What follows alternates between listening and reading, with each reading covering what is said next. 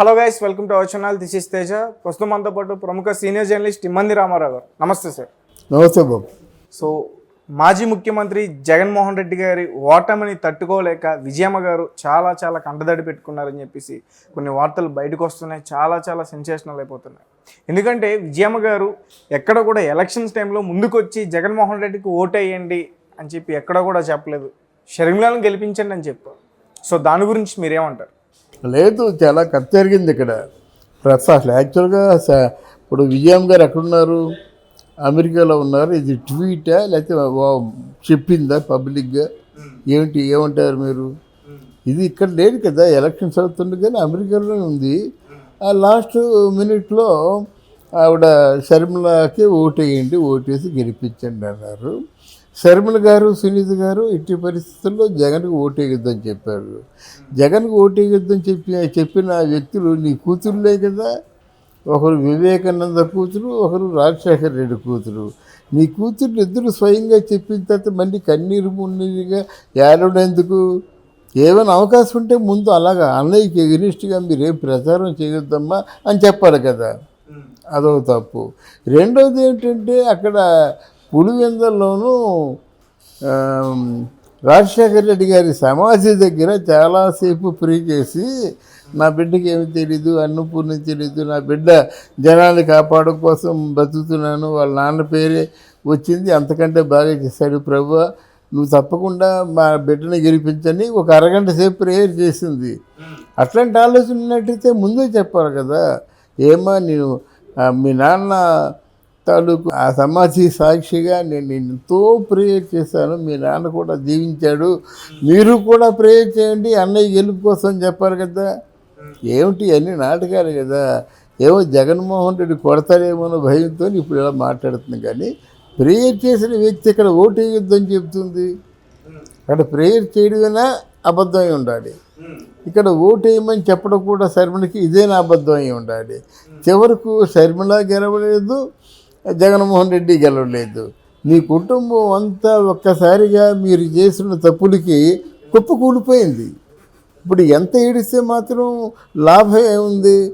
మీ కుటుంబానికి ఉన్నటువంటి పరపతిని దృష్టిలో పెట్టుకొని ఆంధ్రప్రదేశ్ రాజశేఖర రెడ్డి గారిని గౌరవించినట్టుగా ఈ మన జగన్మోహన్ రెడ్డి గారిని గౌరవించి 151 సీట్ ఇచ్చి హయ్యెస్ట్ మ్యాండేట్ ఇచ్చి గౌరవించారు. దాన్ని సద్వినియోగం చేసుకోవాలి కదా.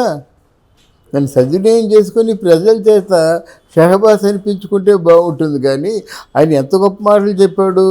నేను పదవిలోకి వచ్చిన తర్వాత 6 మాసాల్లో కానీ నా పరిపాలన బాగలేకపోతే మీరు గల్లా పట్టుకొని అడగండి అని చెప్పాడు. మరి తర్వాత ప్రజలు కలిశాడా? ప్రజలతో ఏమైనా కష్టసుఖాలు పాల్పంచుకున్నాడా? ఏ రోజున ప్రెస్ మీట్ పెట్టాడా? ఎవరి ఇష్టం వారిది. ఆయనకి కావాల్సింది చంద్రబాబు నాయుడిని ఎంత బాగా తిట్టారు, పవన్ కళ్యాణ్ని ఎంత బాగా తిట్టారు అని చూసుకోవడమే కదా. ఏ రోజైనా బాగా హద్దులు మీరినట్టయితే తప్పురా, మన తాలూకు పరుగు పోతుంది. మాట్లాడండి, పోట్లాడండి, అంతేగాని అంతకు మించి మాత్రం ఇలాగా ఎవరు క్షమించరా అని మాటలు మాట్లాడదని ఒకసారి పబ్లిక్ విన్నట్టు అడిగాడా? ఆయన చెంగలు గుద్దుకుంటున్నాడు. రోజా పూర్తిగా క్యారెక్టర్ అసాసినేషన్ చేసిన ఆ పేరుని నాని కానీ, గొడవలు నాని కానీ, తర్వాత అంబటి రాంబాబు కానీ, మా వంశీ కానీ, వీళ్ళందరూ కూడా ఎంతెంత క్యారెక్టర్ అసాసినేషన్ చేశారు. ఆ గొడవల నాని తాలూకు పేరు నోటమ్మట ఏదైనా మంచి మాట వచ్చిందా? అన్ని బూతుల మాట. ఒకరోజైనా మందలించాడా ముఖ్యమంత్రిగా? అంటే అందరూ వాళ్ళు తిడుతున్నట్టయితే బాగుంటుందని ఎంకరేజ్ చేశాడు, చెంకలు గుద్దుకున్నాడు. కనుక దానికి ఫలితమే ఇదండి. నన్ను అడిగితే వైసీపీని ఎవరూ కూడా ఎవరు కూడా ఓడించలేదు. వైసీపీలో జగన్మోహన్ రెడ్డి నమ్ముకున్న వాళ్ళే ఓడించారు. సజ్జల రామకృష్ణారెడ్డికి ఎంత తెలిసి ఒకరోజు ఎలక్షన్ అంటే కౌంటింగ్ రోజు అని తెలిసినప్పుడు కూడా సంబరాలకి రెడీగండి అంటున్నాడు. అది ఎంత ఆత్మవంచన అండి. మనకే తెలిసిపోయినప్పుడు సజ్జల రామకృష్ణారెడ్డి తెలీదా? కానీ ఇదంతా ఏమైందంటే ఐక్య వాళ్ళు ఇచ్చినటువంటి రిపోర్ట్ని బట్టి మా జగన్మోహన్ రెడ్డి బాగా సెటిల్ అయిపోయాడు. మనకి అన్ని సీట్లు రావు కానీ మొత్తాన్ని గెలిచేస్తాం అనుకున్నాడు అన్నమాట.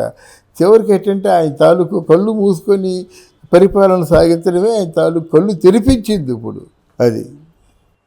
అంటే సజ్జల రామకృష్ణారెడ్డి గారు కూడా సంబరాలకి సిద్ధం సజ్జల రామకృష్ణారెడ్డి గారు చెప్పారు, ఇంకేముంది మనం గెలిచేస్తున్నాం, ఎవరేమన్నప్పుడు కూడా మనం గెలిచేస్తున్నాము, సంబరాలకి రెడీగా అని పిలిపించాడు. ఎవరు వైసీపీ కార్యకర్తలందరికీ. ఓ పక్కేమో ఫాల్స్ రిపోర్ట్ ఇచ్చేసి విశాఖపట్నంలో మొత్తం హోటల్స్ అన్నీ నిండిపోయినాయి, ఈ ఫ్లైట్స్ ఎక్కడా ఖాళీ లేవు, ట్రైన్స్ కూడా ఖాళీ లేవు. అంటే ఏంటి, జగన్మోహన్ రెడ్డి దెబ్బకి ఆయన గెలిచేశాడని ఆయన్ని అభినందించడానికి కోసం దేశ విదేశాల నుంచి కూడా వచ్చేస్తున్నారు. అంటే మన పవన్ కళ్యాణ్కి కౌంటర్గా మాట.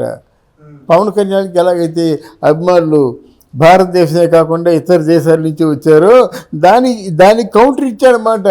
ఓ భారతదేశమే కాదు, దేశాల నుంచి కూడా జగన్మోహన్ రెడ్డి తాలూకు ప్రమాణ స్వీకారం చేయడానికి చూడడానికి వస్తున్నారని చెప్పాడు. అవాకు పాలైపోయారు. మనం చెప్పుకున్నాం కదా, ప్రతి ఒక్క పాయింట్ నేను చెప్తున్నాను, ఎన్ని తప్పులు చేశారండి. జగన్మోహన్ రెడ్డి గారి పరిస్థితి ఇప్పుడు చూసుకుంటే అటు ఫ్యామిలీ కానీ లేకపోతే ఇటు తన క్యాడర్ మొత్తం పోయింది. మంత్రులందరూ ఓడిపోయారు, ముఖ్యమైన నేతలు ఓడిపోయారు. అవునండి, ఇప్పుడు జగన్మోహన్ రెడ్డికి ముందు ఆయన మీద ఉన్నటువంటి కేసులు ఏమవుతాయి, ఇమీడియట్గా కేసుల్ని తిరగదోడుతారు. తర్వాత ఏమో ఆయన చాలా అటెంప్ట్ ఆఫ్ మా కోర్టుకి తిరస్కరణ కేసు ఒకటి ఉంది.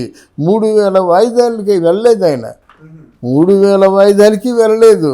అది న్యాయస్థానానికి తిరస్కరణకి అదొక కేసు. మొత్తం 48 కేసులు ఉన్నాయి. ఈ 48 కేసులు ఎప్పుడు సాల్వ్ అవుతాయి?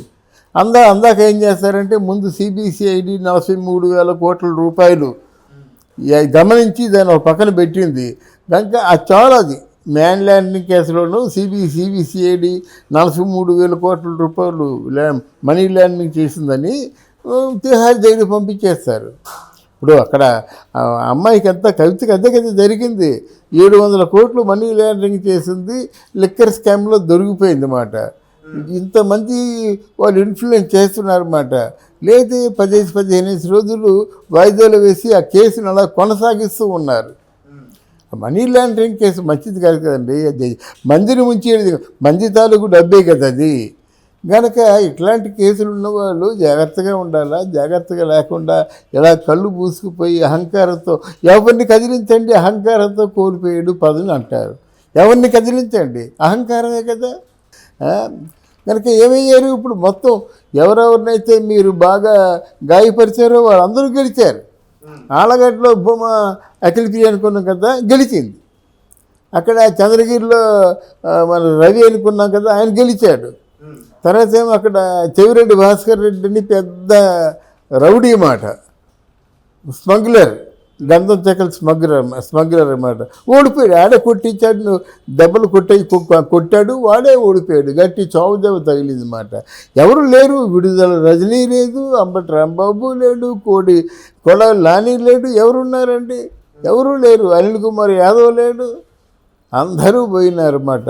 గుడివాడ అమర్నాథ్ లేడు, ఒకరా ఇద్దరా మొత్తం తుడిచిపెట్టిపోయారన్నమాట.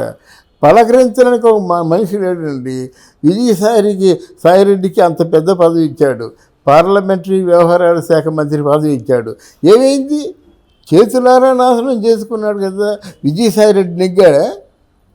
అందువల్ల ఇప్పుడు ఏం ప్రయోజనం అంటున్నాను నేను.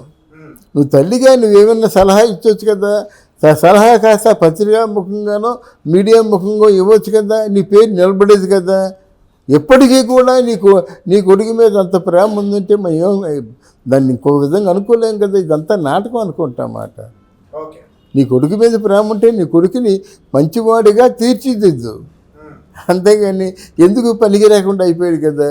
ఇప్పుడు ఏడ్చి ఏం ప్రయోజనం చెప్పండి, ఏం ప్రయోజనం లేదు. Thank you so much. Thank you అమ్మా.